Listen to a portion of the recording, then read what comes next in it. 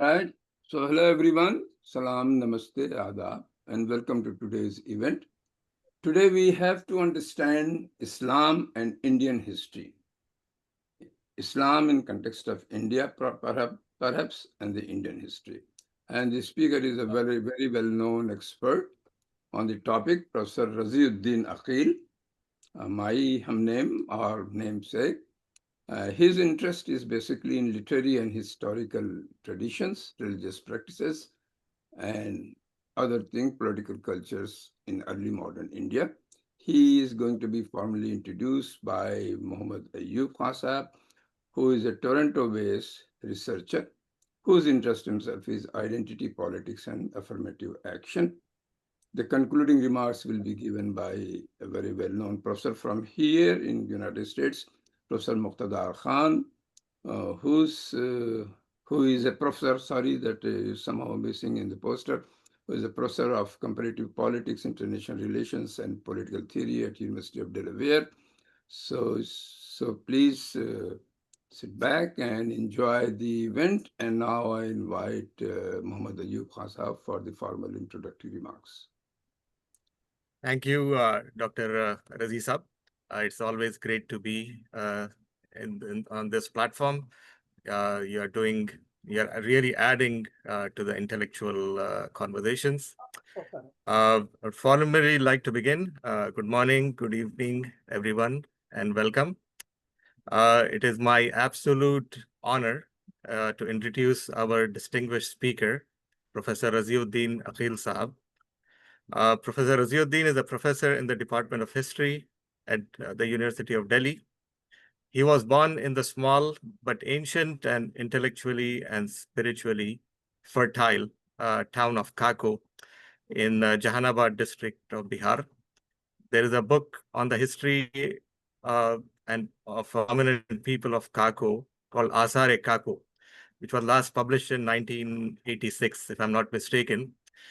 If there is an update or a new book published on the town or on the intellectual history of the subcontinent, I'm sure our speaker today will find a prominent position in it. Professor Raziuddin Saab is a true public intellectual whose work is notable for its deep and insightful exploration of medieval and early modern history of South Asia.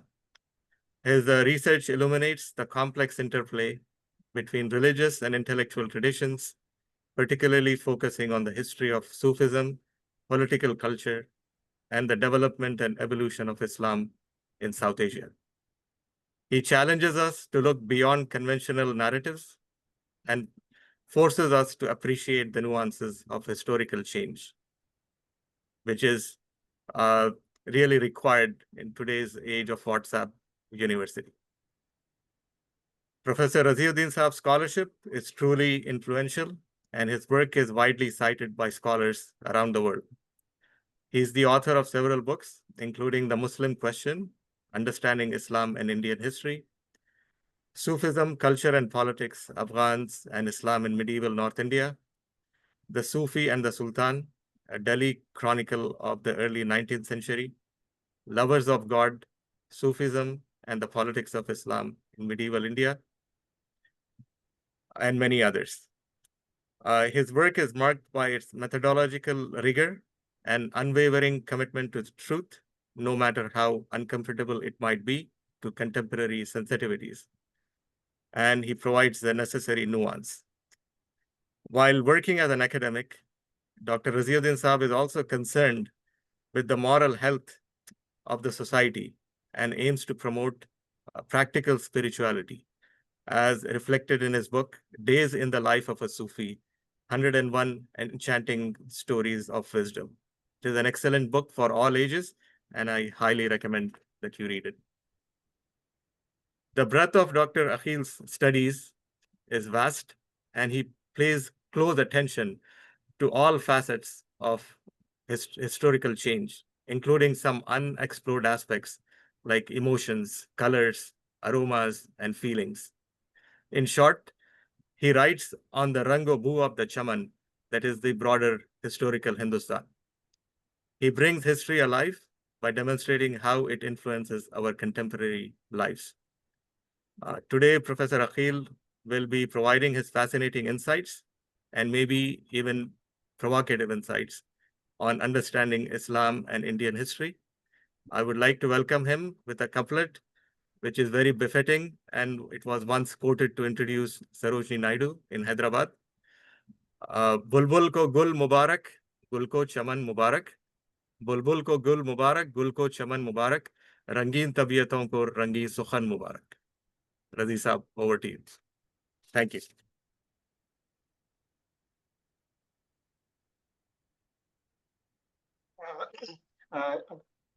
Thank you very much, for inviting me to be a part of this show. Once again, Dr. Raziuddin sir. Your name sounds so very good. And I'm grateful to you that you have invited me again. I think I spoke from your platform here in 2022 also, when my book History in the Public Domain was published. And I'm also grateful to my esteemed colleague, Professor Muqtadar Khan, and good friend Ayub Ali Khan Sahib for agreeing to participate in this event. I'm so very grateful for all the kind words of appreciation you just offered with this poem. The only correction is that the book that you mentioned on Sufis and Sultans in the 19th century, it is not my book. I don't know if someone has written a book and is circulated in my name, but this is not my book. We'll have to check where it has come from. So, as advised by Raziuddin Sahib, I will be speaking today from my work on Islam and Sufism in medieval India. Both the components. Sufism is a part of Islam. Sufis thought they were, at the heart of Islam through the medieval centuries down to the present. And this is to be discussed from my book, The Muslim Question, which is just mentioned, which is a paperback edition of an older work, which was titled In the Name of Allah.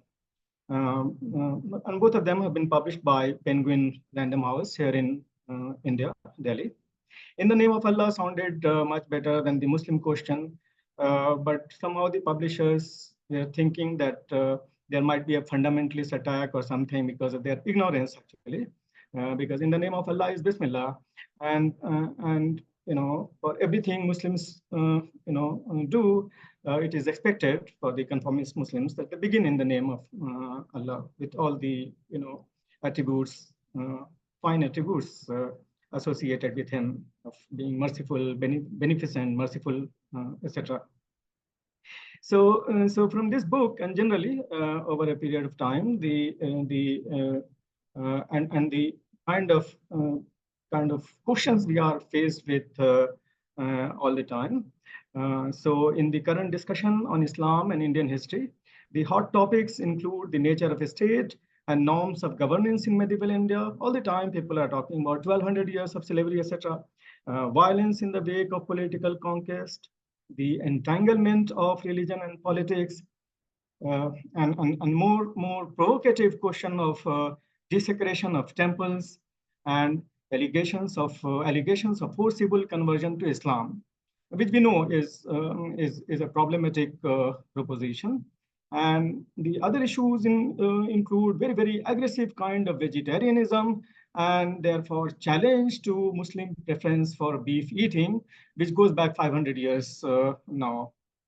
The other concern is what Aziz Ahmad called competitive spirituality. So even as Sufis and sons and yogis were saying nice things borrowed from each other and taking it to the same set of people, there was competition, and there could be therefore encounters, there could be conversions, etc., following those encounters, or sometimes violence as well. In more recent times, we know that there are threats to the magnificently built heritage from the medieval period, with right-wing fanatics demanding digging for their pre-Islamic Hindu temple antecedents everywhere, including the Taj Mahal. That there are cases being filed to the effect that Taj Mahal might have been a Hindu temple previously, which is completely absurd proposition. And same goes for the Qutub Minar complex. They want to snatch it, convert it into a big temple complex, which is a political madness, which I think the Indian state will, over a period of time, eventually manage and restrain. That the status of these UNESCO heritage sites will not be changed. Certainly, they cannot be demolished. That will mean that the country will sink to its nadir, going back to wherever. So, so given the politically outraged, encouraged onslaught, we need to know that social, economic, political, religious, and cultural transformations which have taken place during the medieval period should be studied without these modern ideologies of whether secularism, no matter how virtuous, or communalism, which is so very ugly, separatism, once again problematic, or any other modern ideology dictating terms and issues with regard to how the past should be studied in all its exactness and truthfully verified with reference to the material from that period. Often that is not happening because of these ideological constraints and impositions. So often it is ideology more than history that we are dealing with. So over ideologization and dogmatism are not a good thing for our academic institutions, clearly. Their windows for inquiries, investigations, and new research should remain wide open, which is often not the case. And in saying so, I'm thinking here of some very powerful writings of political theorists and philosophers such as Rajiv Bhargav and Aquil Bilgrami, who have written made some very fine interventions on these concerns on how do we do history and dogmatism, question of dogmatism in academia, no matter which set of people are in power. So unfortunately, modern understandings of Muslims and of their medieval past have more to do with contemporary politics in the subcontinent, the Indian subcontinent, than any historical experience marked by violence and bloodshed all the time, which was not the case. And therefore, this needs to be corrected. So one of the challenge for historians is to present a more accurate picture of what happened in the past politically. So if violence happened, that should be accounted for. If there was restoration of peace following the conquest, that should also be talked about, and not a sanitized version, not violence all the time, the binary that is often created. From what we understand from the Sultanate and Mughal periods, the period witnessed the continuation of political practices and institutions at the local level with slow and gradual changes being imposed from above. Certainly, Central Asian Turks are coming. They are bringing ideas, political ideas from Khorasan and imposing it on Hindustan. That would mean that there will be some change taking place over a period of time. So certain administrative institutions, such as the posts of iqtidars or muftais, provincial governors, no disrespect meant to Muqtadar Sahib, iqtidars, were introduced with the advent of Islam and later under the Mughals. Modifications in the Mansabdari system, the bureaucratic system in the ranks for nobles and administrators were put in place. Muslim rulers did not bring about any revolution in Hindustan and used here Hindustan in the modern sense of the whole of India. Otherwise, historically, Hindustan is upper North India. Then there is Deccan, there is south of Deccan, there is Punjab. So different larger chunks of geography. Yet their presence, did play an important role in Islamization and Persianization of the political culture that we know of. The Turks and the Afghans and Mughals came with political idioms, Persianized political idioms, introduced them here, created conditions for a certain degree of Islamization, definitely, but not forcibly, sword or Quran hypothesis, which is often talked about. So, as mentioned previously, also conversion to Islam is a hot topic historically, and it should be talked about. The society should be mature enough to understand what kind of social change, religious change has happened in the society for us to come into being in the manner in which we have come into being. Large majority of and huge population here in the subcontinent of Muslims in large parts within Punjab or Bengal or Deccan. These are Indian people. They have embraced Islam over a period of time, 3 centuries, four centuries, 5, 6, 7 century, etc. They are Indian Muslims are not Arabs, not Persians, not Turks, not even Afghans. If you do DNA tests of what all is there inside their body. So, and yet conversion and Islamization has happened, and we need to talk about it.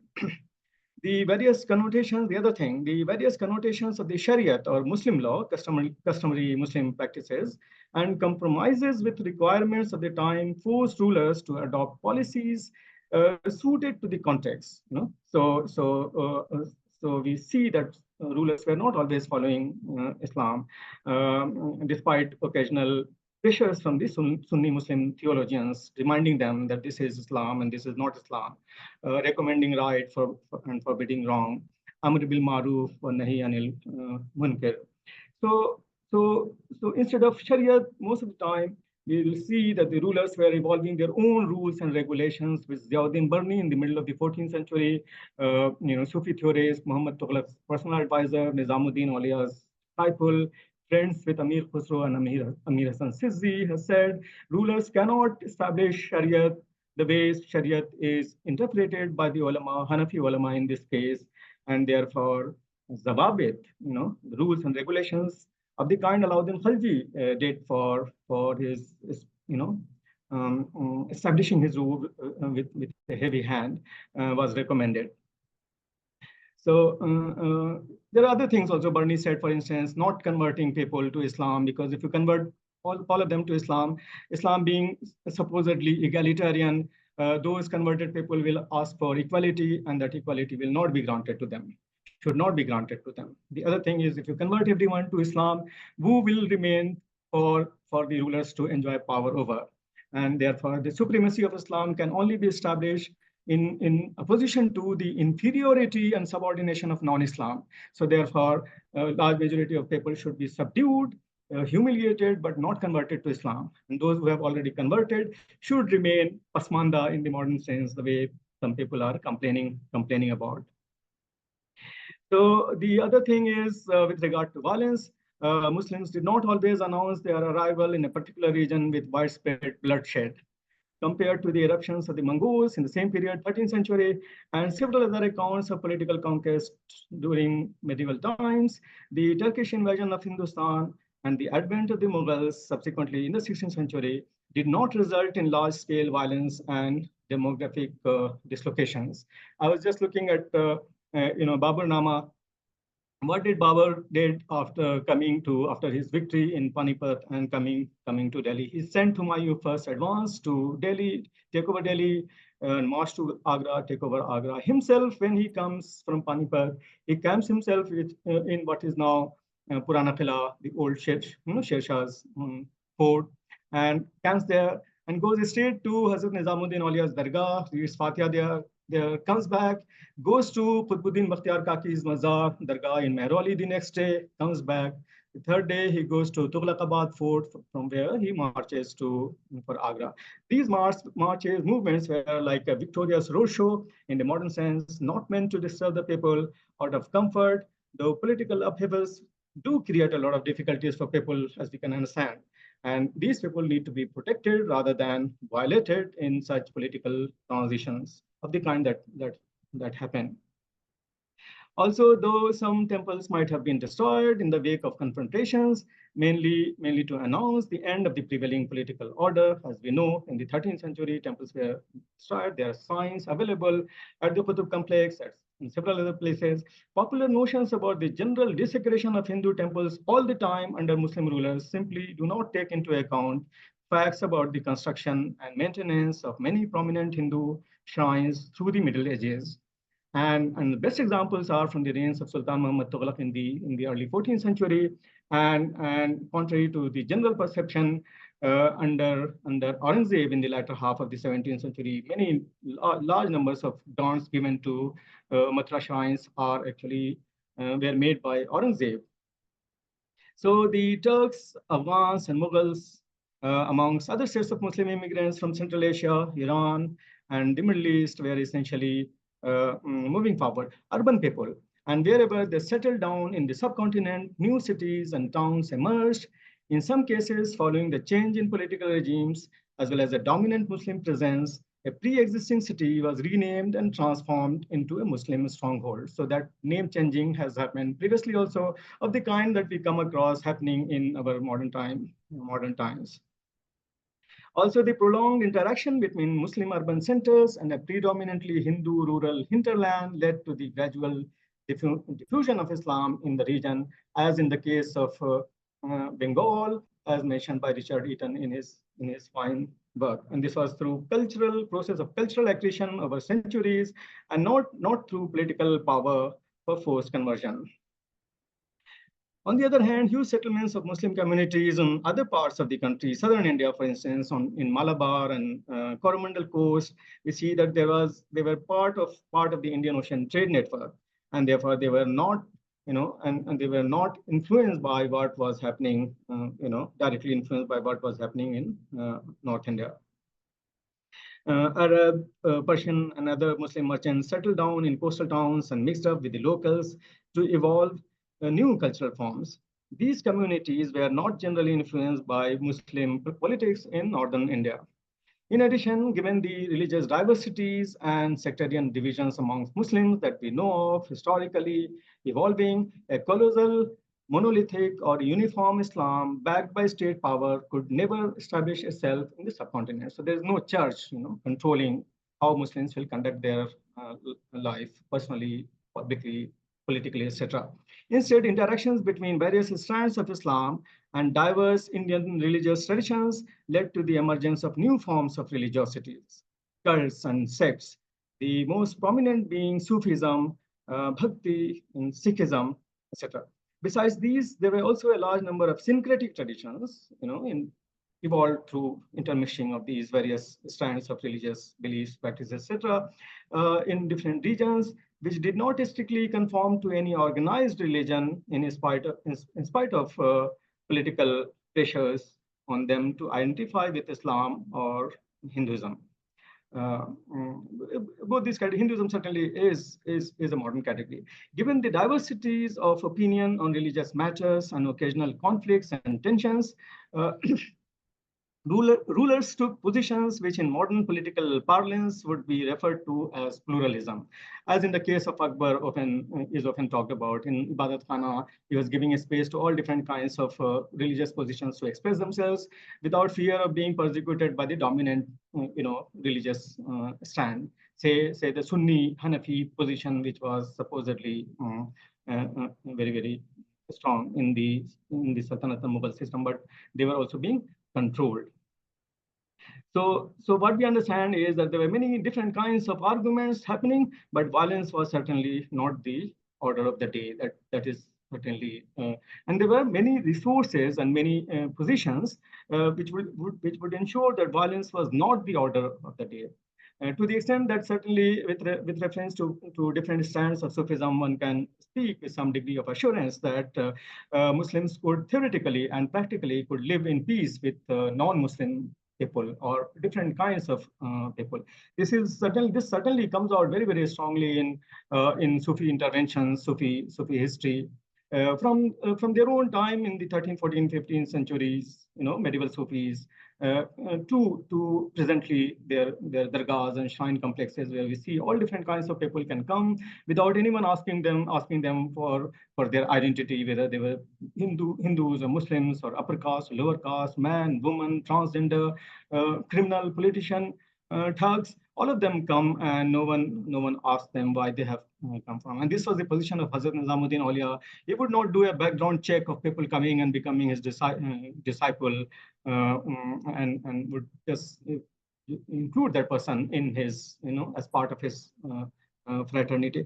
Which means that we need to understand in some details what the Sufis were actually doing in their own time, and how that tradition has survived all the political pressure of the kind that we are enduring today, that a mob can go and destroy a mosque, but the same people who destroy a mosque could also be seen going to do, prostrating in front of a mazar or dargah of a Sufi.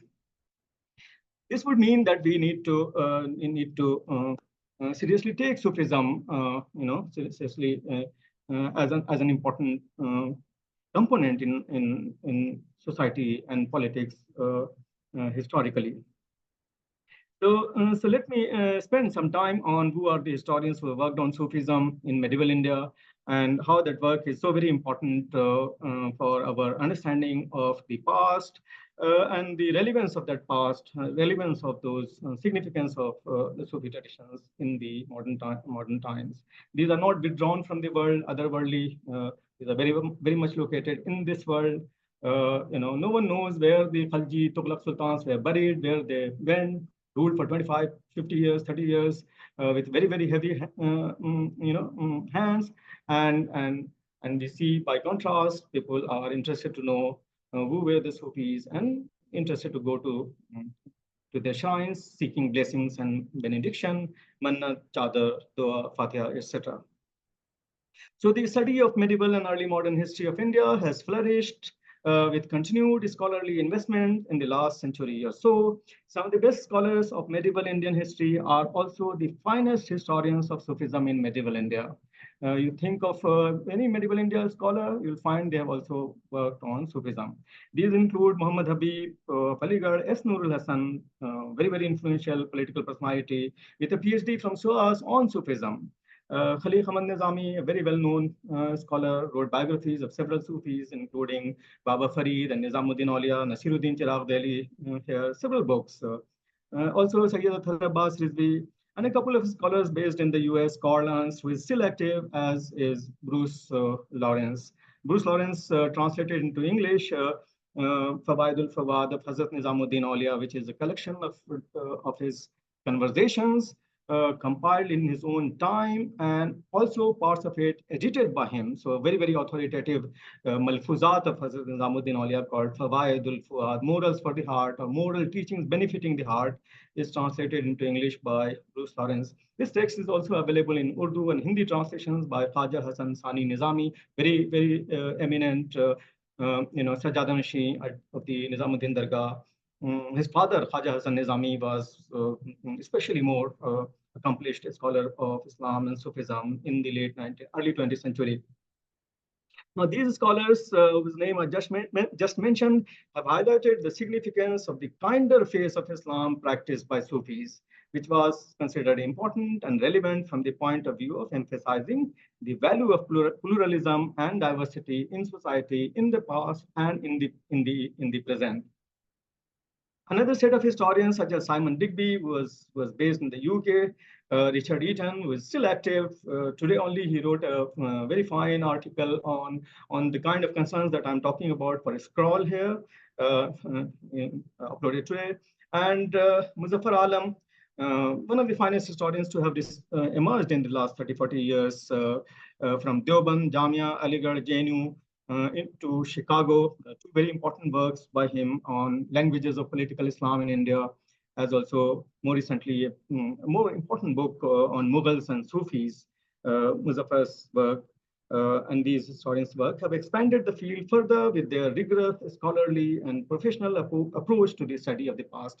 No historian is working outside the political frame, but these people are more empirically bound, more committed professionally, and are also more introspective, self-introspective in terms of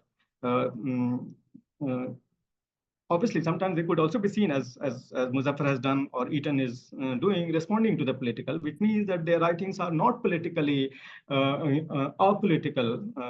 In fact, they are responding to the political with lots of rigorous, commitment to rigorous research and empirical material from the period that they are talking about.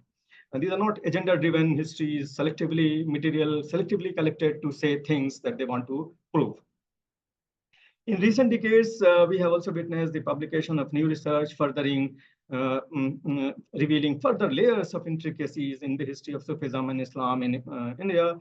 This is particularly so for research and publication of a number of scholars, but I'm remembering Niall Green, Portugal. Both of them are in the US. Mikko Vitamaki is working from Helsinki in Finland.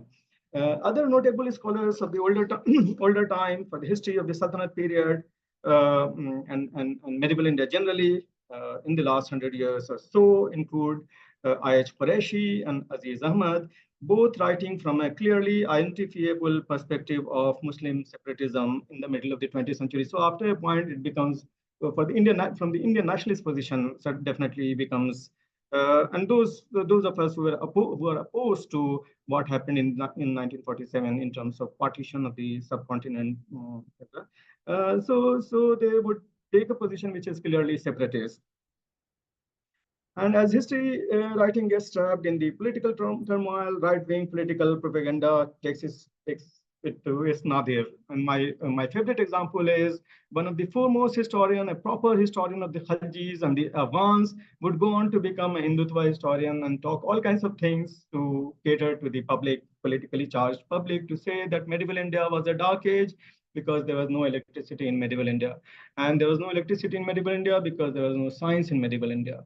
There was no science in medieval India because rulers were, bound to Shariat, which was informed by the Quran, etc. And Quran is against science. This is completely absurd kind of arguments made, but there are many takers for that kind of argument in a situation where majority public is completely, uh, spoiled, in terms of their thinking and action, etc.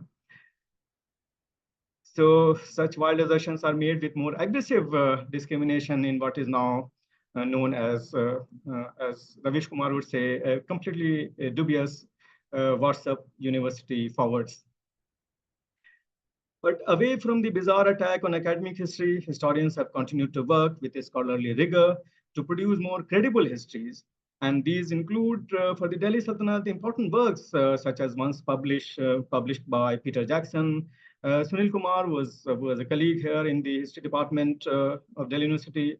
Blaine Wire, who is an American historian based in Lausanne, a very fine historian, some very fine work he's doing on how Indian Delhi sultanates were very heavily informed by, Persian or ancient rule, as also they were also very heavily influenced by Quranic and prophetic traditions, practices, etc. So there's a Persian influence and there's very heavily Islamic influence in Indian sultanates. The list of distinguished scholars for the histories of the Dakhini Sultanates and Mughal India are equally long and formidable. I would be focusing here on the material which is relevant for the history of Sufism from the point of view of my own interest in the history of Sufism of the Sultanate period.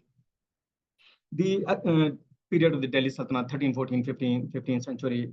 The accessibility and use of wide-ranging source material has meant newer explorations in areas, questions, regions, and periods which were hitherto neglected. Primary sources for the history of the Sultanate period are available in abundance now. Newer sources are continuously being discovered and deployed. Historians are also going back to conventional sources such as court chronicles and literary compositions in Persian. These include significant early writings of medieval stalwarts like Minhaj Siraj Juzdani, a 13th century accomplished alim, Sheikhul Islam, religious head under the early sultans, especially in the time of Iltutmish and Razia Sultan. This text called Tabaqat-e-Nasri is written in the middle of the 13th century. And we also have Raziuddin Barni, just mentioned, who carries forward the history of the Sultanate from around the time Minhaj stops his narrative. And there is a very interesting explanation for that. He says that when he is writing in the middle of the 14th century, sitting at the Nizamuddin Dargah, removed from the court after Muhammad Tughlaq, he says, I thought he will write a history of Islam from a very early period, maybe Islam in the Delhi Sultanate period, 13th century onward. Then he said that people will think that how Minhaj Siraj has already written this, people are reading his book, people will think that he has merely copied from his work. What new he is going to say?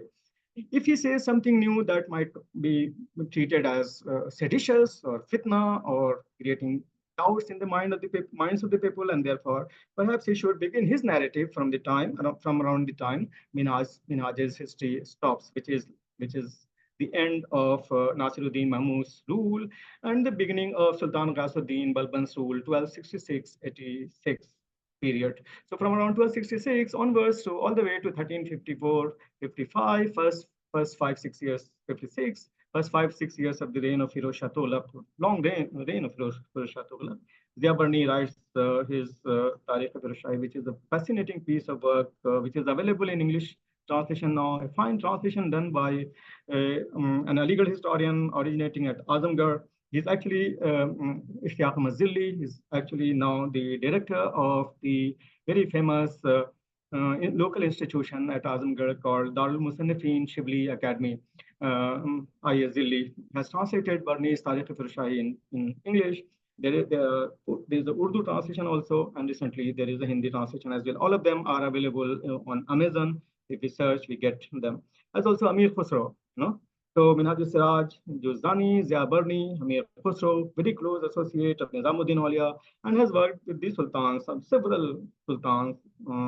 He was a court poet. He was a carrier of the Quran in the army. He would not participate in combat himself, but after the battles, he would write fatanamas, praising the success of the sultans in glorious terms, very, very aggressive Islamic terms, fatanama. Also, literature in a number of Indian vernaculars is also being used by historians now with some degree of confidence in their use as reliable sources for the writing of history. Premakyan, Hindi Premakyan are very, very important from the middle of the 14th century onwards, all the way to 16th, 17th century, 18th century, Premakyans are being written. The most famous is this Malik Muhammad Jaisi's Padmavat, which was abused by a filmmaker in such a way that it was completely vulgarized the original intent of the text.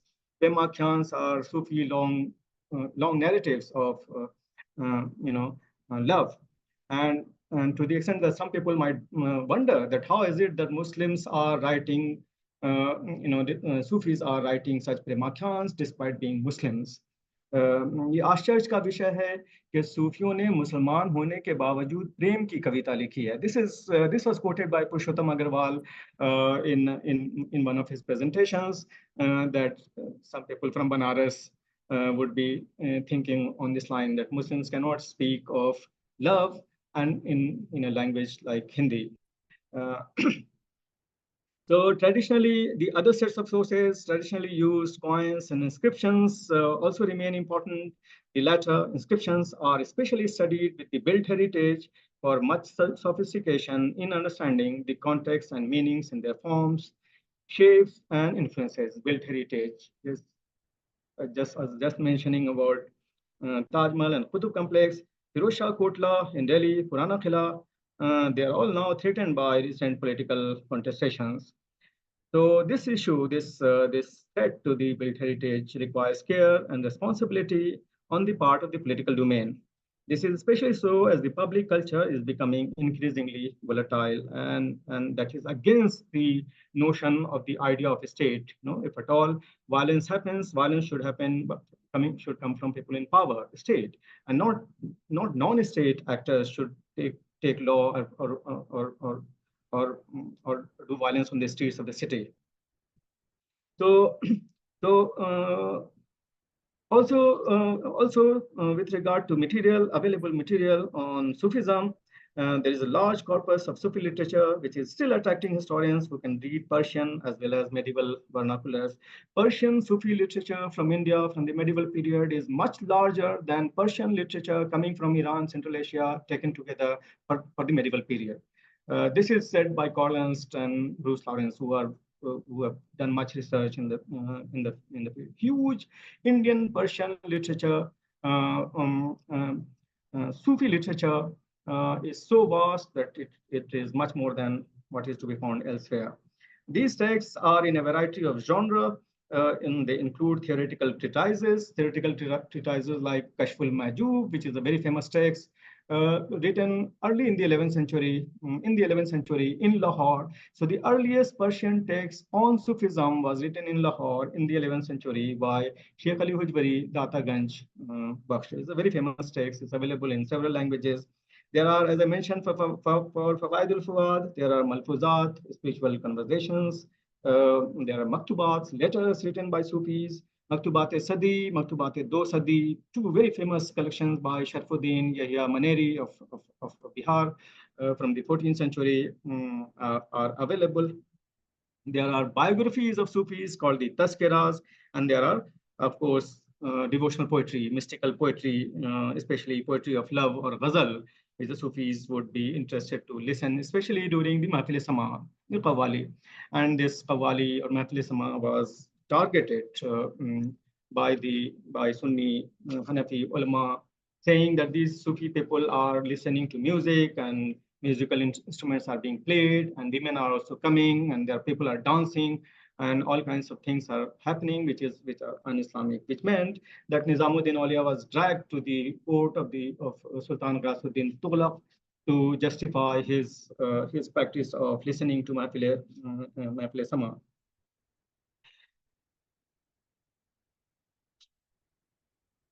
So these different kinds of sources, including ghazal, poetry, or Brahmakyan, they need to be taken seriously. As also in the Sufi texts, we see that they are full of different kinds of anecdotes, hikayat, which take the tradition backward in time, through those narratives, and those hikayat are very, very interesting, material for understanding Sufi ethics, Sufi beliefs, Sufi practices, etc. So through these stories, one can write history of Sufis of various strands, whether they would be Chishtis of 13th century or 14th century, or the Mughal period. Chishtis were very, very important. Akbar especially was trying to incorporate the Chishti, worldview into his political system in such a way that that it would appear, the rule would appear, political power would appear completely reasonable, rational, inclusive, Indian in terms of his character.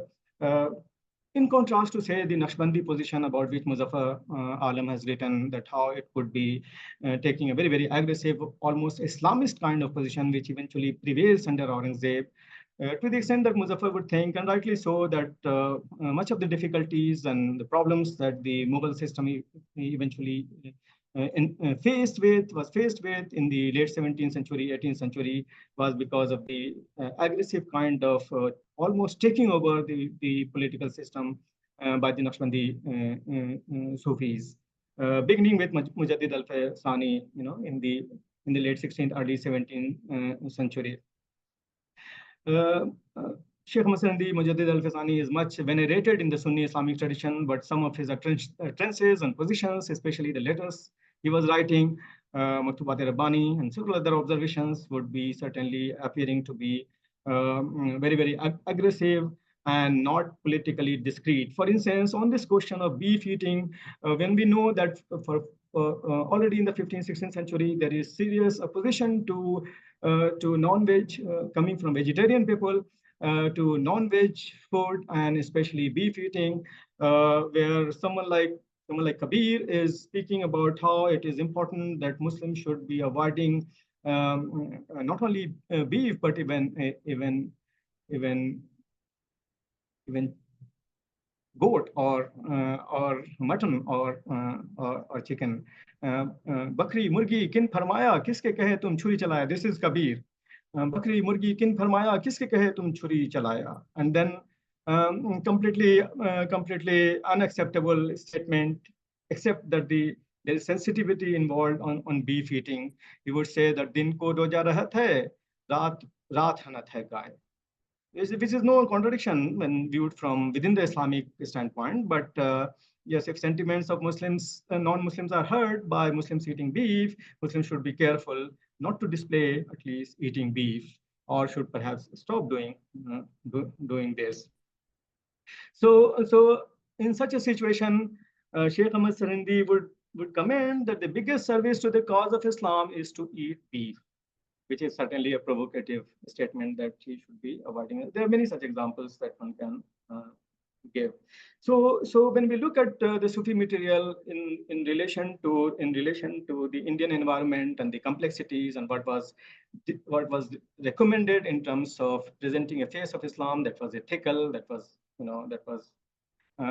kind, etc., that we see that the rhythm of Islam in the medieval period, there are these sources that I just mentioned.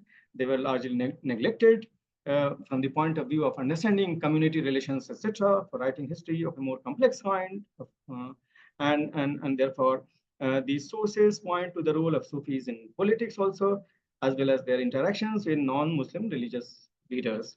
It's clear that their world was politically unstable. We know that in the Sultanate period, even if rulers were ruling for 25 years, 20 years, 25 years, etc., the Sultanate kingship was unsteady. Muhammad Tughlaq, literally killed his own father to capture power, as did Alauddin Khalji, getting his uncle who brought him up, Jalaluddin Khalji, killed, embracing him and attacked from behind. So in such situation, we see that that Sultanate kingship was unsteady. The Mongol advance threatened northern India directly in the 13th century. There were severe crises. Non-Muslim chiefs waited for their moment, and their victory could be dreadful news for Muslim lives and religious places. There were assertions all over.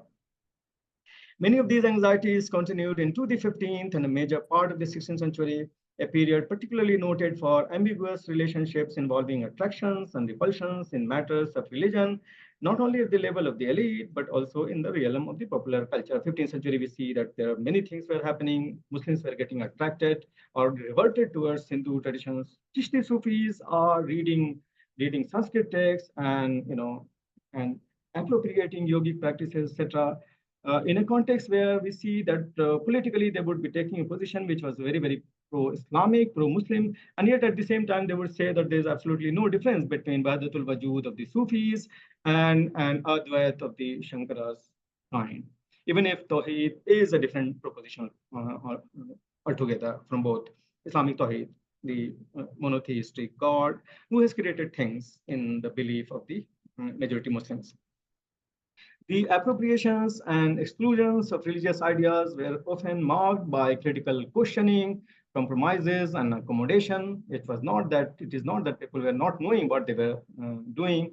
And Sufi Bhakti interactions were therefore not an innocent and happy mixing of Islam and Hinduism, as some modern historians would like to portray them. And yet we see that there were attempts at accommodation, etc. The finest example with regard to recognition of the excellence of the Sufis comes from Guru Gorakhnath, Yogi Gorakhnath, who says about Sufis that how Sufis belong to the jati or caste of Allah because they knew the door to the house of the Lord.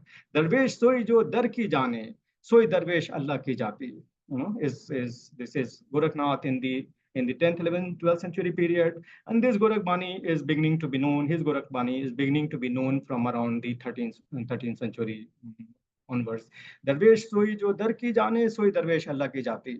And then about yogis themselves, he would be saying that how Muslim people go to mosque, Hindu people go to temples, and yogis are worshipping the omnipotent. Hindu dhyave, Muslim dhyave devra, Hindu dhyave devra, Musliman masjid, yogi dhyave parmat jahan devra na masjid. This is once again, and several other examples can be given from the writings of yogis to say that how there was attempt at appropriation or recognition, etc. So, and yet in this milieu of uncertainty and insecurity, while rulers were wary of the ulama's occasional bigotry and fanaticism, the bonds of shared religion did hold the Muslim ruling class together in a region inhabited by a vast Hindu majority. Hindu majority is not forced to convert to Islam. And there is a small Muslim population emerging over a period of time. The rulers needed the Sufi masters' support for legitimizing their authority, but the latter's response was variable. They were not, blindly supporting the regime, ranging from keeping their distance from rulers zealously to providing active support in military campaigns. We also understand that if Delhi Sultanate had not happened in the 13th, 14th century, Chishti Sufism of the kind that we are talking about would not have been possible. Chishti Sufism would not have been possible in a Rajput regime in the 10th, 11th, 12th century period. It happened at the height of the Sultanate, as it happened majorly for Sufism during the Mughal period. So that political, Muslim political, Mughal political, Sultanate political umbrella was certainly there, protecting them in some sense. Even though on a stage, it would be appearing that there is some distancing being maintained by the two strands of the political and the mystical. The Sufis' otherworldliness, notwithstanding, contemporary accounts are full of worldly difficulties they faced with various others. So there were sultans creating difficulties, the ulama questioning all the time, as I say, and their practices all the time, as I say that Qilla Makus or not going for Panj Waqt namaz in mosque, or listening to music and dance and etc. being questioned. There were rival Sufi masters creating difficulties for each other. The Chishtis were over the difficulty in the Sultanate period, Chishti Naqshbandi period in the Mughal period, and other smaller entities facing difficulties, when more overbearing kind of Sufi personalities were trying to subordinate or, suppress the smaller ones. And then there were Hindu kings and masses of unbelievers uh, who would not be easily submissive to the presence of the Sufis all the time. So collective opinion believed in their charitable endeavors that we know, paranormal powers, understanding of Islamic law, and above all, in their moral integrity, that a feature that enabled them, the Sufis, to hold their own against all others. The response of the Sufis to their predominantly Hindu environment too was divergent. Alongside difficulties, the great masters received widespread devotion from people across social strata and religious affiliations, including Hindus coming without Hindus being asked to convert to Islam. Nizamuddin Aulia would not accept anyone coming and saying that, okay, you convert to Islam at my hands, but it happened also. There is a very interesting case of a text called Nizami Bansuri, about which Khaja Hassan Nizami has written a huge text. It is a text attributed to slave Sultan Muhammad Tughlaq, who goes on to become the prime minister, and with the blessing of Nizamuddin Aulia, and also for the Sultan. Muhammad Tughlaq was blessed by Nizamuddin Aulia to take over as the Sultan, even before Raziuddin Balban was killed in the manner he was done. Away with. This Hindu man, goes on to write a text, on to become a prime minister, and writes a text called Nizami Bansuri, which is a narrative beginning with how during a Mahfil-e-Sama Qawwali program, this man becomes completely ecstatic. He starts dancing and then comes dancing to Nizamuddin Aulia, looked into the eyes of Nizamuddin Aulia to see Lord Krishna is playing a flute, and therefore he falls at his feet, at the feet of the Sufi Nizamuddin Aulia, and wants him to convert him to Islam, which Nizamuddin refused. But we know that for him to become the prime minister of a Muslim sultan, he needed to be a Muslim, so eventually he becomes a Muslim, but not his family, definitely. So there is a long narrative. That 30-page narrative has become now a 500-page Chishti text, showing that how Chishti Sufism and the Indian traditions are, part of a system that is, explaining each other. Lord Krishna playing flutes inside the eyes of Nizamuddin Aulia, as seen by this man called Khaja Jahan Ayaz, who goes on to become the prime minister of Muhammad Tughlaq. So therefore, for drawing converts, therefore, to Islam, their charismatic influence received much credit in oft-repeated hagiographies. Malfuzat and Tazkiras refer to Moinuddin Chishti. Because of Moinuddin Chishti only, that large parts of the subcontinent has seen a major transformation in terms of non-Muslims embracing Islam. Middle of the 14th century, Siyarul Awliya, which is a famous text by Amir Khuld Kirmani, who was once again closely associated with Nizamuddin Aulia, his entire family, grandfather, father, they actually lived in the same building for some time as Nizamuddin did. Sirul written once again in the middle of the 14th century, writes about how Muinuddin Chishti is credited with conversion of a large number of people to Islam, and Islam establishing itself as a major religion over idolatry of different kinds. To the extent that Muinuddin Chishti is referred to as someone who had cursed Prithviraj Chauhan, saying that he is now handing over, handing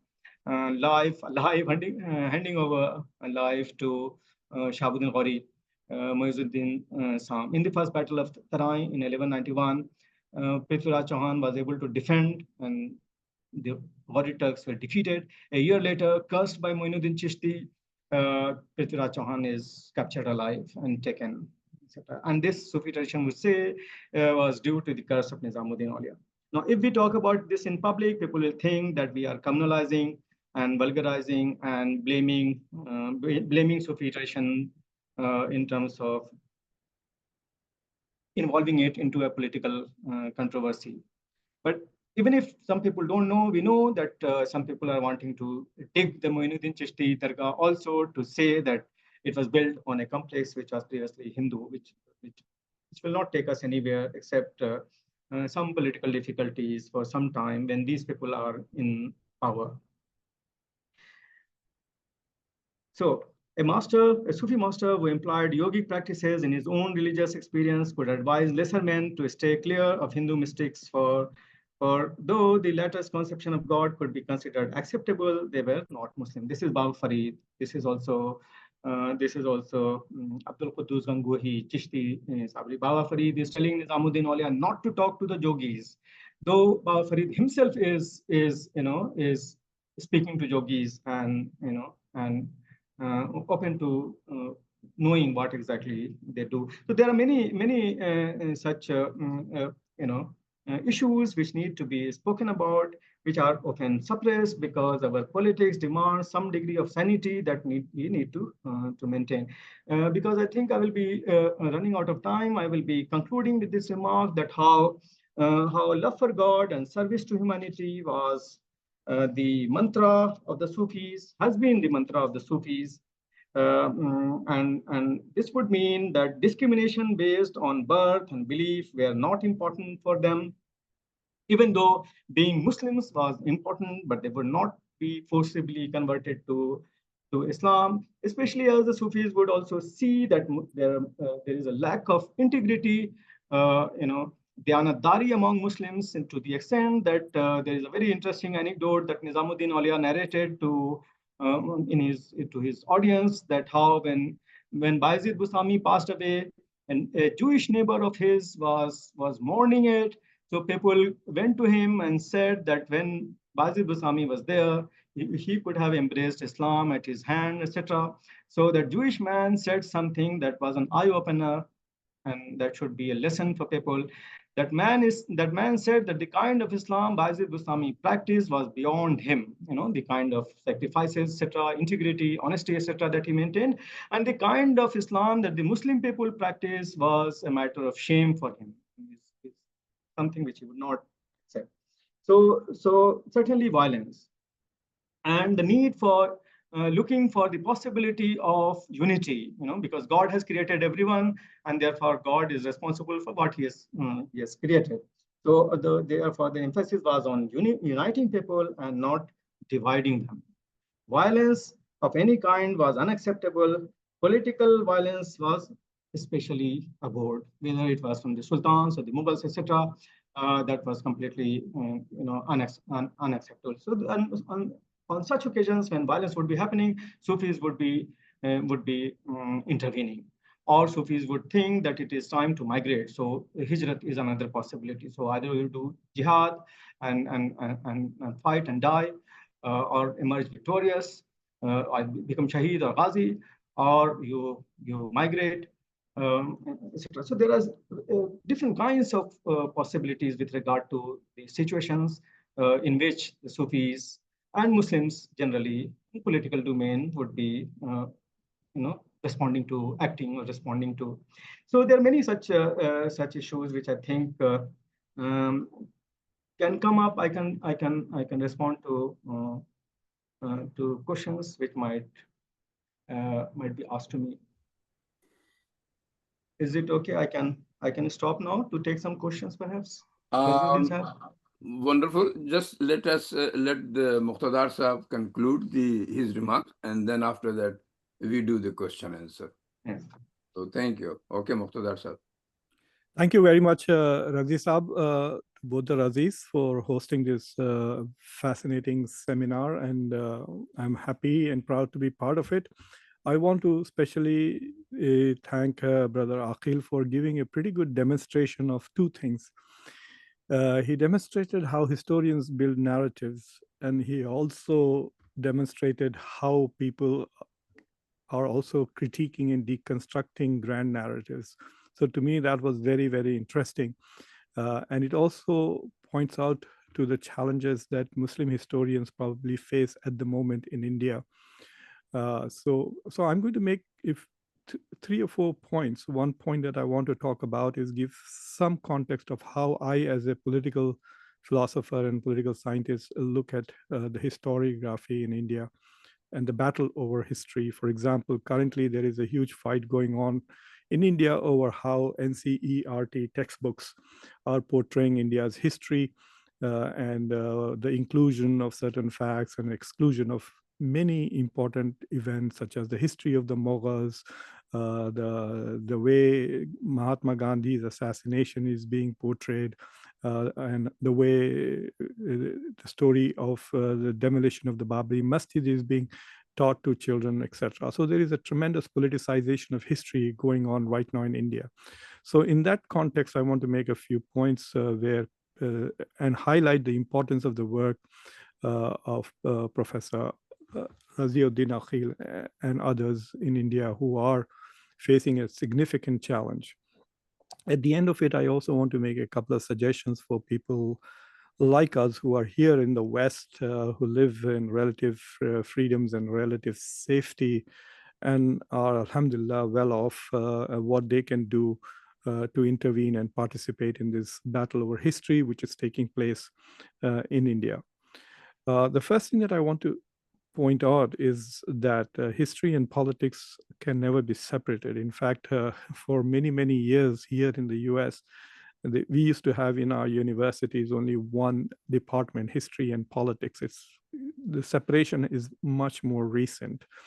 So history has always been politicized and has often served the interest of the state, whether it is in the medieval era, pre-medieval era, or late medieval or modern and postmodern eras. You cannot separate the state from history. In the early days, it was the kings who patronized historians, and often historians wrote history in a way which flattered their patrons. So even if you look at prominent Indian historians in the medieval age, they were dependent on the patronage of the rulers. And so one can safely assume that some of the narrative that they had constructed was favorable to the state that was funding them. And today, universities, departments, researchers, scholars rely heavily on grants which come from the states. And now in India and other places, even here you can see with the way Donald Trump is attacking some of the Ivy League universities, you can see how funding is being used to try and control and shape the narratives of academics and scholars, because those who are in power want to control history. The reason why history is important is because history is one of the most important ingredients of identity. So whether you are an individual, whether you are a community, whether you are a country, when you start constructing your identity, the thing that you look to most is, I mean, besides your race and besides your values and religious and otherwise, but history plays a huge role in shaping your identity. And so the way you write history determines what your identity is. So today, what the Hindutva movement is trying to do is trying to erase both Islam and Muslims from India. And they're trying to erase Islam and Muslims, not just from the past, but also the present. So that's why the attack on Muslim-looking institutions, whether it is the Waqf or is it the Babri Masjid, that's why attack on Muslim names of cities. So there is a systematic effort being made to erase Islam and Muslims from the present, and also erase Islam and Muslims from the past. And that is where the battle is. So the political battle that you see with regards to mosques and Waqf law, etc., is to marginalize Islam and Muslims from the present, and the battle over history and rewriting of history is essentially an attempt to erase and eliminate Islam from the past, and so to create a new identity of India, which is independent of Muslims and their contributions, etc. I mean, it's an ambitious task, not easily done, and the resistance to it would be just to have a seminar like this, to participate in an event where a Muslim historian talks about the history of Islam and Muslims in India is a resistance to the reconstruction of Indian identity from a Hindutva point of view. There are many, India has a very strong and rich tradition of historiography. So you can say that there is an Islamization movement of history also. I see some of the works of Shibli Nomani and the biographies he read was an attempt to Islamize history. There are a lot of people Muslim scholars today, who try to defend Aurangzeb from the attacks that he's facing from both politicians and right-wing historians. And so there is some attempt to Islamize history there.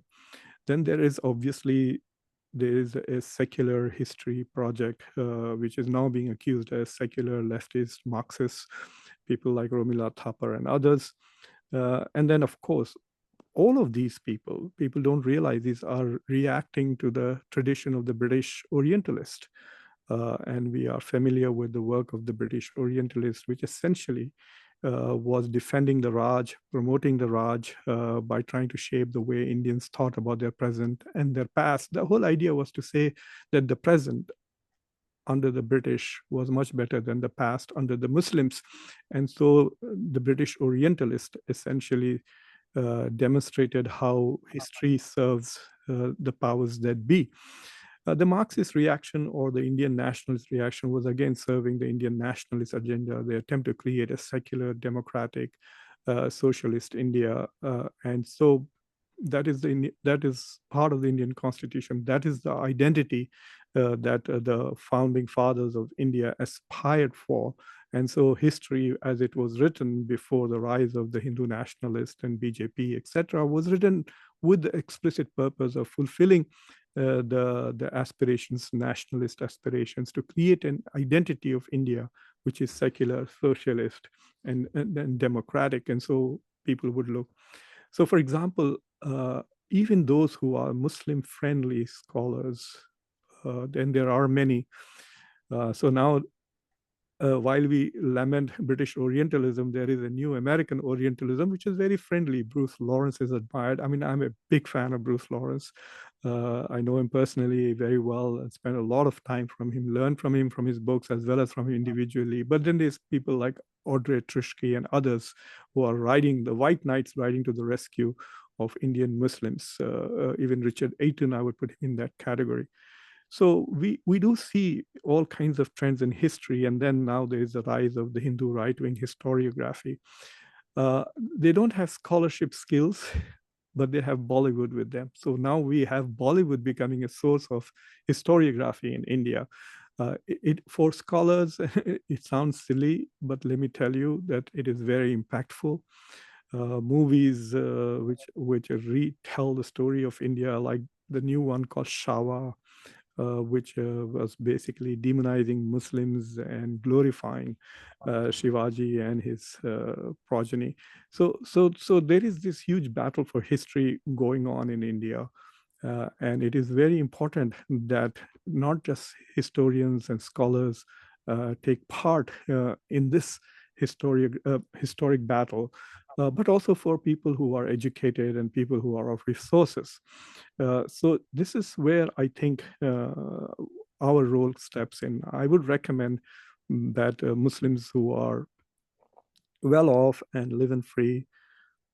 I mean, just first buy books, okay? Buy all the books that you can, written by people like Raziuddin, Aquil, Muzaffar Alam, and others, Irfan Habib, and there are two of them, the Habibs, and so on. And even Romila Thapar, just buy them, even if you browse through them, don't ever read them, support a particular kind of scholarship. The second thing is that for those of us who live in the West, we can promote history of South Asia, history of India right here by funding seminars. Go to Georgetown, go to SAIS, give them, money and tell them bring Raziuddin Aquil to DC for one semester, for 1 year. There are lots and lots of funding coming to American universities now from Hindutva sources, and they are retelling the history of India here in the West, which essentially marginalizes Muslim contributions and Muslim realities. So we can do that. We can have contributions here to American universities. We can also organize lectures and seminars and support them in India. And I think that is very important to do that. Otherwise, as they say, the history is written by victors. And if we remain losers, then we will not only lose our present, but we will also lose our past. So I'm going to stop with those comments. Wonderful, Muqtadar sir, wonderful. Good suggestions. So now we'll do the question answer. Today, our usual moderator is off. So before that, we just go for the upcoming event. It is a very refreshing to see a hope in the valley rising, transforming education in Kashmir. There are 3 Kashmiris. Wonderfully, all 3 are IITians from Kharagpur, Bombay, and Kharagpur. They have put a wonderful, what you call, coaching center, which is very inspirational, and it is doing a wonderful job, really very successful. And it's called RISE, RISE, with the acronym. So they are coming next week, and please join them. It's a very positive thing to emerge from Kashmir.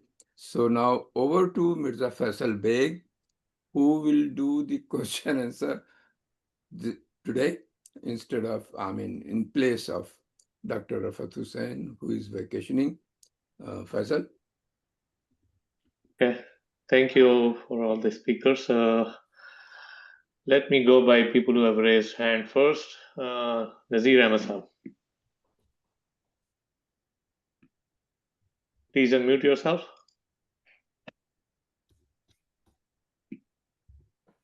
Nazir Ahmed Saab. Ji. Assalamu alaikum. My question relates to a historical trace of how politics and culture co-opted and ultimately destroyed a beautiful culture based upon tasawwuf. The goal of tasawwuf has nothing to do with politics. The goal of tasawwuf is the reality that is within us, that pervades all creation, and at the same time transcends it. وَنَحْنُ أَقْرَبُ إِلَيْهِ مِنْ حَبْلِ الْوَرِيدِ وَإِنَّ اللَّهَ بِكُلِّ شَيْءٍ مُحِيطٌ. And if we look at historiography, it seems to me there are 2 parallel histories of Islam in India. One is the spiritual history, and the other one is the temporal history. And mixing of the 2 destroys them both. Now, it's well known how the awliya Allah, those the practitioners of tasawwuf, avoided politics. Everyone knows the incident of how Nizamuddin Awliya, when Ghiasuddin Taghlaq approached him, I wish to visit you. Famously, he said, my hut has two doors. If the Sultan enters through one door, I'll walk out the other. Must it not be, and this is the question, must it not be that the documentation and the study of tasawwuf, not Sufism. Sufism is a corrupt word. It's not an appropriate word at all. Our word is tasawwuf, or if we don't like it, let's call it tazkiyatun nafs. Must it not be that the historiography be inductive and not deductive? Namely, start with what tasawwuf is and how it left its trace on the canvas of history, how it transformed South Asia, and of course, the traces are also to be found in sub-Saharan Africa, Eastern Europe, East Asia, everywhere. So if you would please comment on that, I'd appreciate it. Thank you, sir.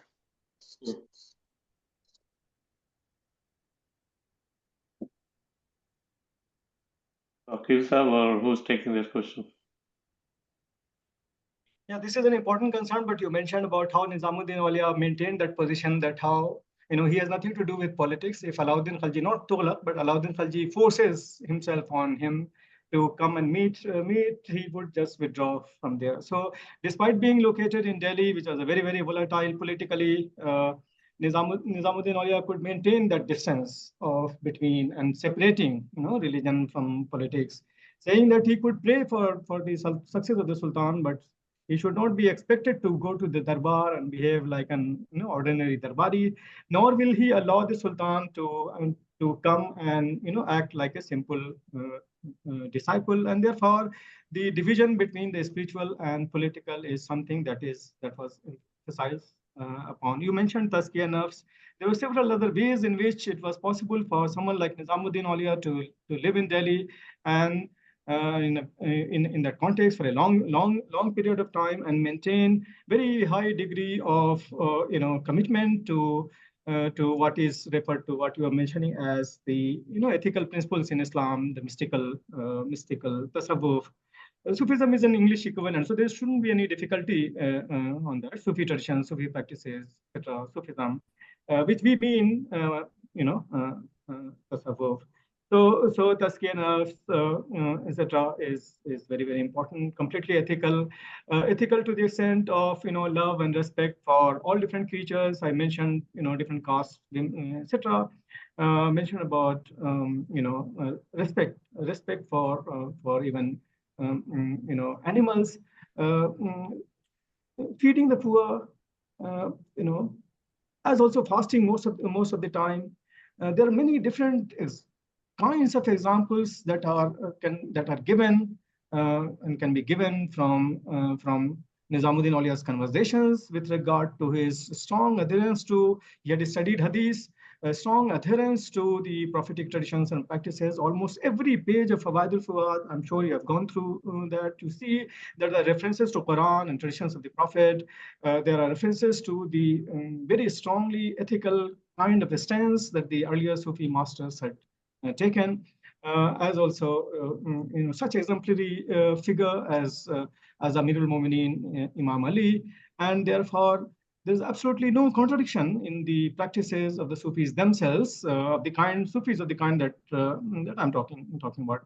With regard to say figures like Amir Khusro, once again, there is this very clear understanding that Amir Khusro was dividing time between his job as a political person, as a poet, and also as a close associate and disciple of Nizamuddin Aulia, to the extent that Sheikh Abdul Haq Muhaddis Dehlavi in the late 16th, early 17th century, who was eminent scholar of traditions of the Prophet, would be saying that how, despite the fact that Amir Khusro spent so much time in the political domain, his heart was into what was spiritual, what was mystical, of the kind that the Chishtis then practice. So, but after all, people live in this world and face those difficulties of the kind Sufis now are facing, scholars are now facing, difficulties of the kind were faced by Sufis then also. Muhammad Tughlaq was supported by Nizamuddin Auliya, and then Muhammad Tughlaq goes on to harass all the Chishtis in a manner that was completely outrageous. That Nasiruddin Chiragh Dehli was a successor in the Chishti Silsila to Nizamuddin Auliya, was being forced to relocate to Daulatabad, which he refused. Then he was being forced to become something of a servant, personal servant of the Sultan. Many others were forced to go to Deccan. Some fled to Gujarat. From there, they went away for Hajj, and perhaps did not reach or did not return. So there is a struggle in this world between, and the Sufis are not expected entirely to become, otherworldly altogether. So the whole night will be going into vigils and meditations and recitation of the Quran, etc. And the whole day is available, the Sufi is available in the service of the people. And you cannot, Nizamuddin Auliya was continuously mentioning to himself, to Nasiruddin Chiragh Dehli, that you cannot run away to jungles and wear a langota and do upasana and meditation. You have to live in this world and face the people and serve them, and that is a better way of doing prayers, so enduring difficulties imposed by. So we cannot entirely divide, the two domains, the mystical and the this worldly political. It is possible that one can. Aquil, be precise, short, because there are many questions. So strict division between the this worldly political and otherworldly mystical is not entirely possible. It's not recommended either from the point of view of what is considered ideal in tasawwuf. Thank you, Aquil Sahab. I will request to the people asking question to also be precise, and I'll appreciate if the panelists can keep it to a context. Nashra Rahman, go ahead. Am I audible? Yes, you are. Okay. Hello, sir. I actually found your interpretation quite fascinating, but what I think that your historical interpretation of Sufism in medieval times, that is quite male-dominated, male-centric. Am I clear? Yeah. Yeah. Since, as we all know, that the Orientalist representation of women that has been acknowledged, but when we talk about women's Sufism and politics in medieval times, there is so much significant room left for women. So, what do you have to say on this? I just want to know. You are right in pointing this out. If you look at the Sufi literature, there is a continuous refrain to the presence of women and the excellence of women, and continuous refrain to the prophetic traditions with regard to need for respect for women are there in the Sufi literature. And the earliest Sufi woman is a woman. One of the earliest is Rabia Basri and Rabia of Basra, and several anecdotes about Rabia is continuously reiterated, quoted in Sufi traditions. One of the best reference to Rabia is about her iconoclasm and her insistence that Muslims should be spending time in devotion in terms of love for God and not in terms of heaven-hell binary. That her argument is that Muslims are praying namaz and doing all this because they are scared of going to be back to hell, or they want to be rewarded into heaven. So Rabia would be just madly going around the town of Basra carrying a bucket full of water and a bucket full of fire, saying that she is going to burn the paradise and she needs to close off the fire of hell so that Muslims stop praying for heaven-hell binary. So people were thinking that how it is possible that this woman is going to be sent to hell because she is so very, not following Islam altogether. Eventually, after her death, some people saw her in dream and asked her, what did God did to her? Despite the fact that she was not practicing Islam in the manner in which the Sunni Islamic position was dictating. So she said that how when every night, despite all her idiosyncrasies, every night she used to feed a dog outside her house, and because of this gesture, that God has rewarded her being sent to heaven.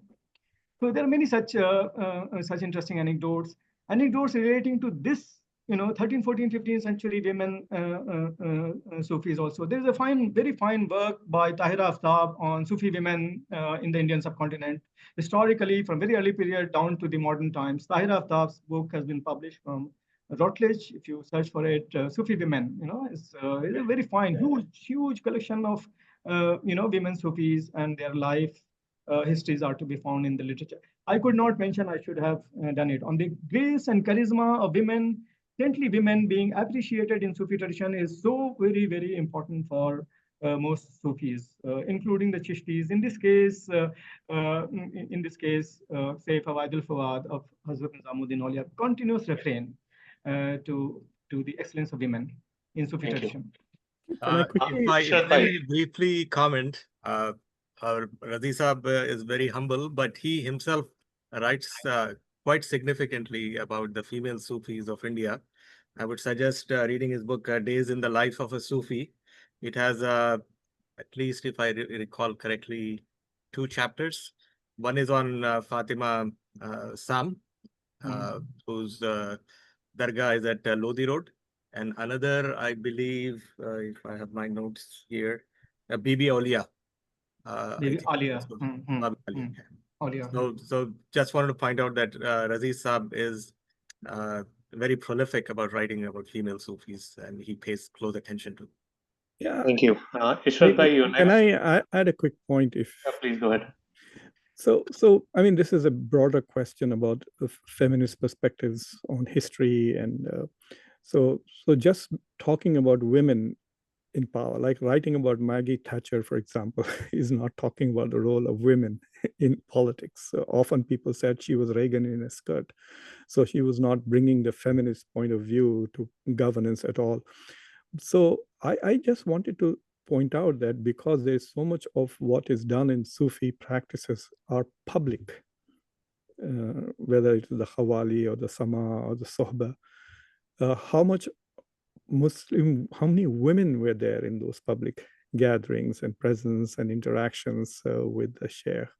But I also wanted to remind that one of perhaps the best, I don't know whether it is a Hawali or music, Chap Tilak was a feminist point of view, very clearly written from a feminist perspective.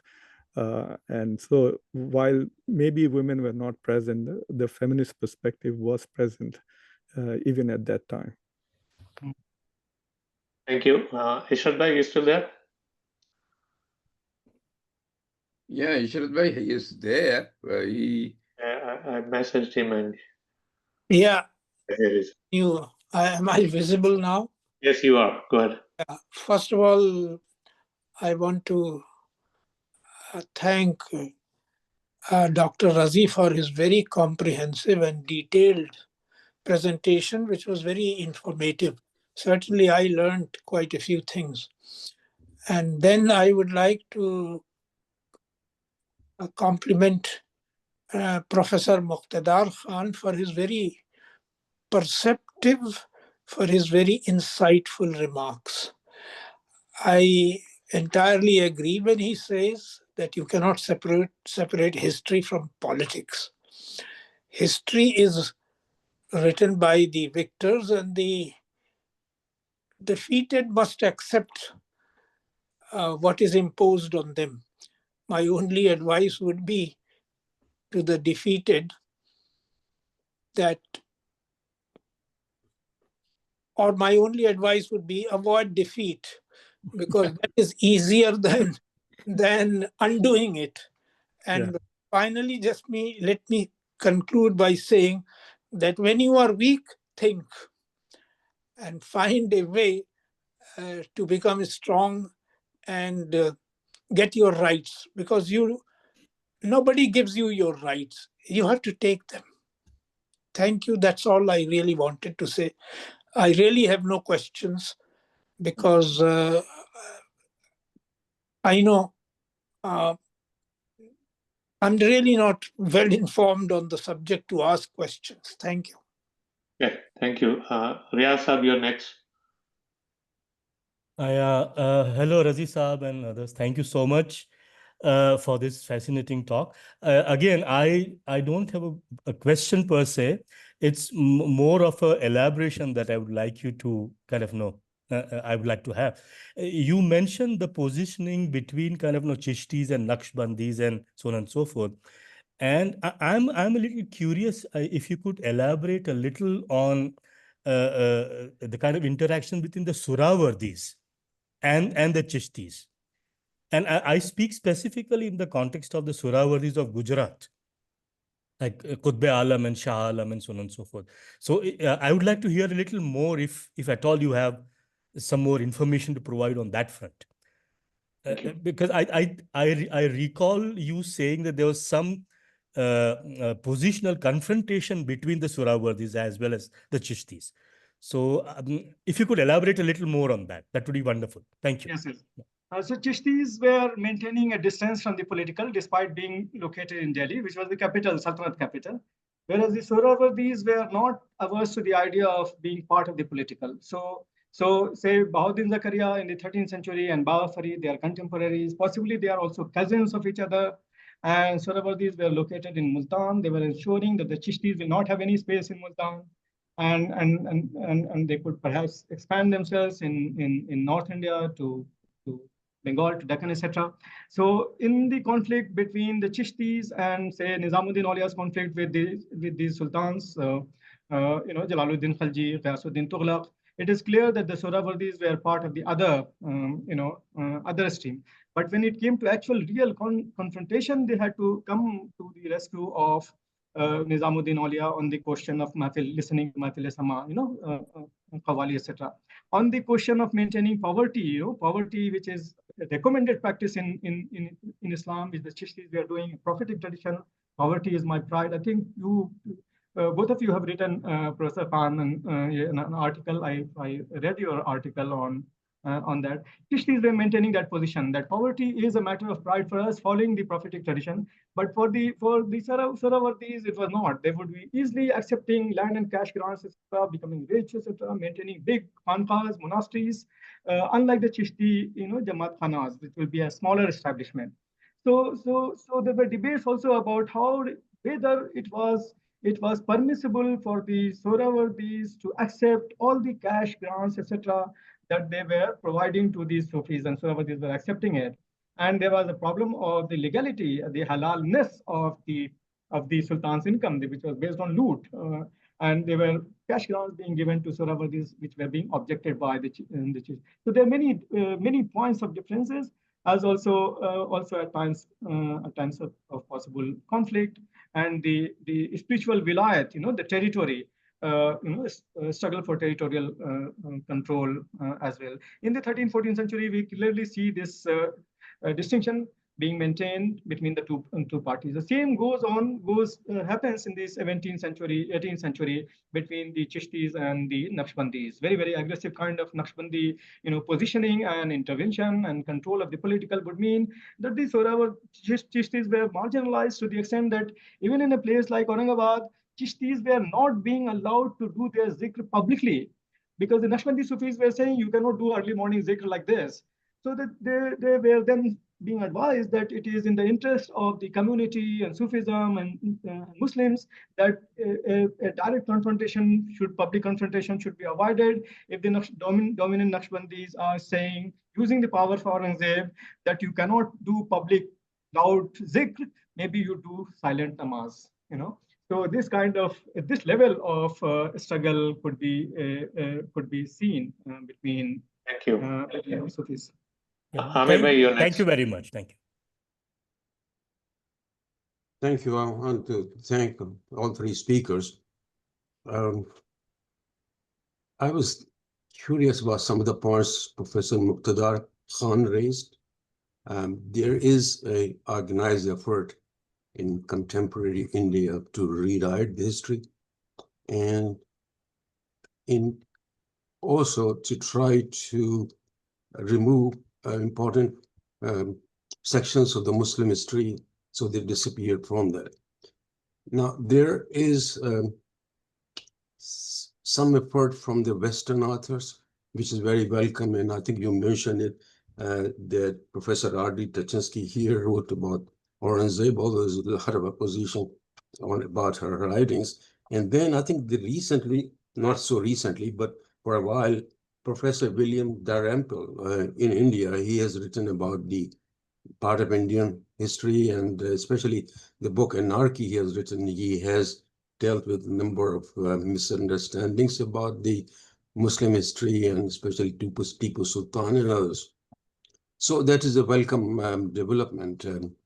What I am concerned is that if there is a balance in writing or correcting some of the misconceptions about the Muslim history in India, many of the sources of the Muslim history in India are disappearing. For example, such as Tarikh Farishta, Tarikh Firoz Shah, they are all in Urdu or Farsi. How is anybody going to access it? Because the language, or at least the script, is disappearing. So all the authors, whether they are Western or they are Indian, who are trying to access Indian history, how are they going to drawn any information from these sources which no longer exist, or not, at least not easily accessible? Thank you. So there are two parts to one part Muqtada Sahab can respond, but on the sources, I think there is abundance, and these texts are being studied both in India, abroad, in American institutions. People are learning those languages to be able to master those languages, to be able to use them. The texts you mentioned, I was just saying that how they are available in translations also, good translations by reliable scholars. So even if someone does not have access to Persian manuscript, can read them in English translation, reliable English translation done by historians. So I don't think there is a difficulty with regard to accessing the material. Some very good research is actually happening on the medieval period, and some of the best historians are actually, for Indian history, are covering the medieval period, which also includes the early modern period, the 16th, 17th, 18th century, and the proper medieval 13th, 14th, 15th century. Wherever we go in the regions for Bengal, Deccan, Punjab, North India, we see some very fine scholarship has happened, and with rich source, wide variety of source material. So there is no difficulty. Scholarship is vibrant, it is growing. It is only at the level of syllabus, etc., the popular and the political that is creating difficulty. Otherwise, there is no threat to the discipline of history. History departments are not going to be shut down anytime soon. There are challenges of different kinds from within the other disciplines, from the public domain, the memory people, the film people, as Muqtada Sahab said. So I don't think there is a problem. One needs to be perhaps politically discreet to be able to place our scholarship above the political. If we are able to do that, not touching the so-called sacrosanct, politically sacrosanct, stuff. I don't think that there is any threat to our scholarship, whether it is located here in India or the United States. The government there is shut down the Fulbright desk in the education department, so all the Fulbright things are cancelled for 2026-27. Everything is cancelled at various institutions. I know of an example at Wisconsin Madison that. Following it will go to the Congress. Congress won't be able to do anything till these people are in power. We have to just wait and watch, discuss the possibility of how to improve things better. But as you said, and Muqtada, I was also saying that conquerors write history on the body of those they decimate, but the survived people, conquered people, also survive to tell their own stories. So this is what perhaps will be happening as it has happened in the past. The history of the conquered people, subjugated people, suppressed people survive eventually. Muqtada. That's a wonderful sentence, really. Let me make a very few quick comments. Like, for example, I teach classes on Islam and also Sufism here. And I get a lot of Muslims who think it's an easy A, especially from the Middle East, who think this is going to be an easy A because they are Muslims. So after the first 2 weeks, I do a test. Basically, the purpose of the test is to scare students into reading the books and the readings that I'm prescribing. And I have simple questions like, can you name the 4 Khulafai Rashidin? And let me tell you, it's usually the people who get it wrong are Muslims because they don't read. They think they know their Islamic history. it's stunning. It's such a simple question. And I have 22-year-old, 23-year-old Muslims who have lived in most of their lives in Muslim countries getting that question wrong. So one of the problems is that there is a widespread ignorance among the large population about history itself, but they are participating in the politics of history. And so the movies, etc., are going to definitely have an impact in terms of demonization of Muslims, hatred towards Islam and Muslims. And they are going to end up with talking points. Oh, this is what Aurangzeb did. Aurangzeb is a talking point for constructing Hindutva identity. You cannot have modern Hindu identity without Aurangzeb. So Aurangzeb is more important to the identity of Hindu nationalists than to Muslims. I mean, I really don't care about the man. He was just another guy who, killed his brother and put his father in jail. If he had applied the Sharia for him, he should have been hung from the square very quickly as a murderer. So I really don't care about him, but for Hindu nationalists, it's very important. And that is where we have to resist. That is where the resistance has to come. And there are some unintended consequences. One of the unintended consequences of 9/11 was the explosion of scholarship on Islam, Islamic history, Islamic philosophy, contributions of Muslims to civilization, etc. And I think that the positive side of Hindutva assault on Islamic history is an explosion of scholarship on Islamic history and stuff. So if you actually do a research of, say, the last 200 books that have been published on Indian history, I guarantee you that you would probably like 160, 150 of those books, especially from university presses, etc. So I agree with Professor Aquil that in the popular culture, it looks as if the malevolent use of history is prevailing. But I think in the academy, I think the balance of power has actually shifted more in the favor of correcting the. See, in the past, historians in the academy were correcting the errors and the malevolence of British Orientalists. Today, what they are doing is what Irfan Ahmed calls Hindu Orientalism, even though it sounds like a contradictory term.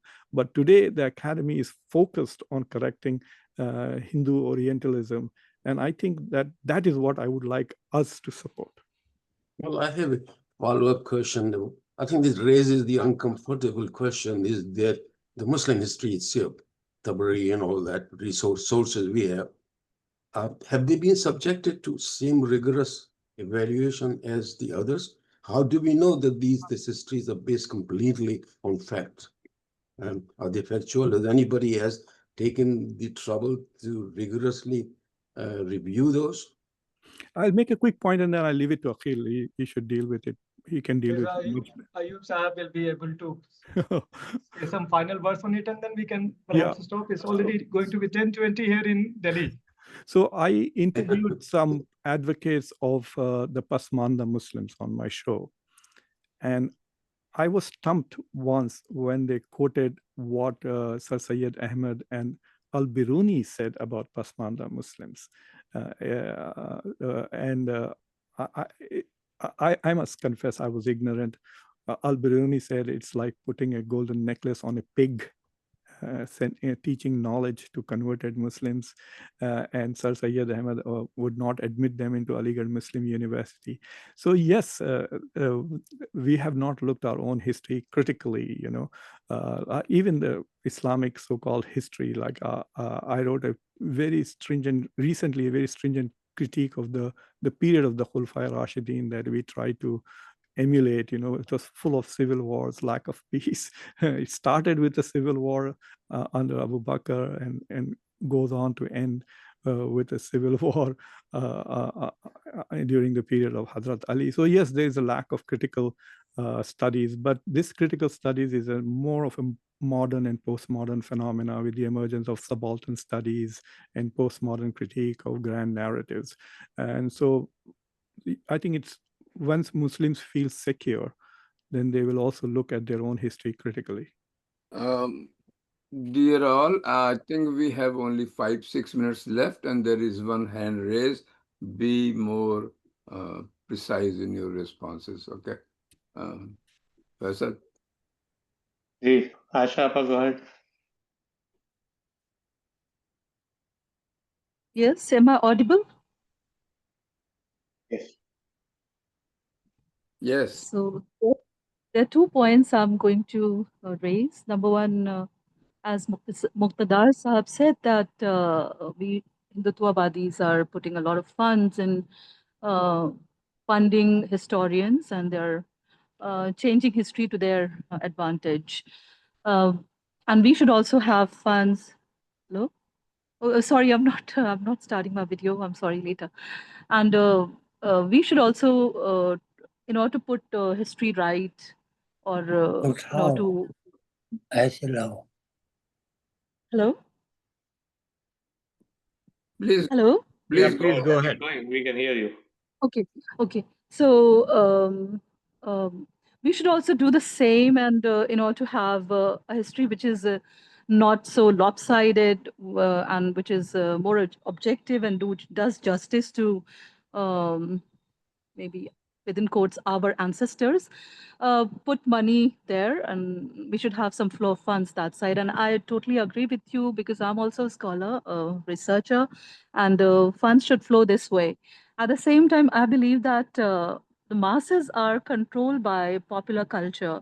They are impacted by popular culture, and we are not putting in money there. So that is one of my concerns. The other is um, yes, I was just thinking about Sir Syed Ahmad Khan being a casteist.